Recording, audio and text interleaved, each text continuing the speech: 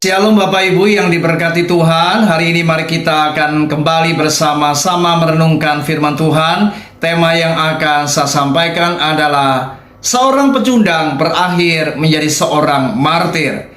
Yohanes pasal 21 ayat yang ke-19.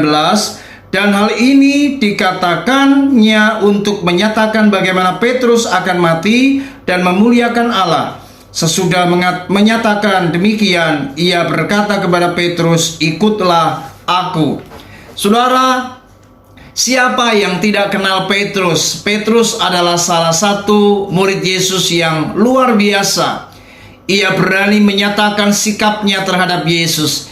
Tetapi di saat peristiwa penyaliban Yesus Kristus, maka Petrus ini menyangkal Yesus sebanyak 3 kali sebelum ayam jantan berkokok. Dan apa yang dinyatakan atau apa yang diungkapkan oleh Yesus ini terjadi. Dan itu artinya Petrus menjadi seorang pecundang. Hari itu dia adalah seorang murid yang gagal. Tapi luar biasa, ketika Yesus bangkit dari kematian dan kemudian Yesus secara pribadi berjumpa dengan Petrus dan Yesus mengkonseling Petrus. Yesus ingin memulihkan keadaan Petrus, kehidupan Petrus. Maka kemudian setelah Yesus berbincang-bincang secara pribadi, Petrus ini menyesal dan ia benar-benar menyadari ia tidak menjadi seorang murid yang baik. Namun luar biasa, ketika Yesus berkata, "Ikutlah aku," maka disinilah merupakan titik balik kehidupan Petrus. Bagaimana Petrus kemudian menjadi seorang murid Yesus, pengikut Yesus yang setia. Dan memang Yesus berkata bahwa akhir hidup Petrus, dia akan mati, di mana ia akan memuliakan Allah. Dan itu artinya Petrus akan mati, di mana ia akan berdiri menjadi seorang pembela kebenaran, berani menyatakan sikapnya, dan ia akan mati menjadi seorang martir.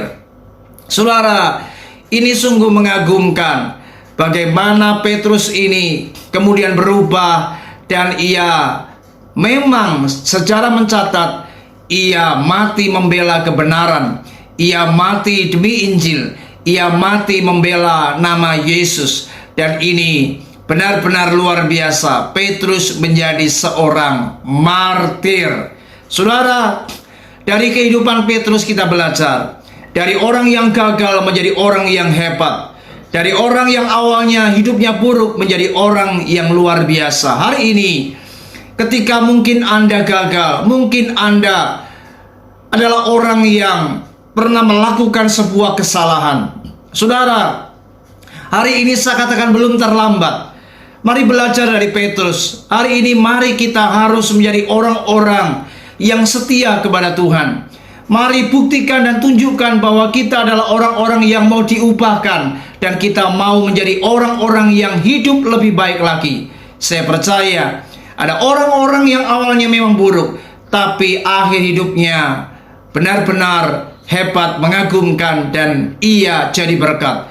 Dan saya percaya hari ini, siapapun Anda yang mendengarkan khotbah saya, tidak ada kata terlambat. Hari ini Anda bisa menjadi orang yang hebat.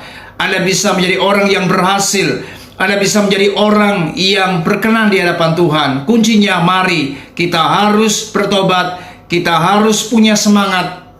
Kita harus memotivasi diri sendiri. Dan ingatlah, kita tidak sendiri, sebab Yesus ada menyertai kita.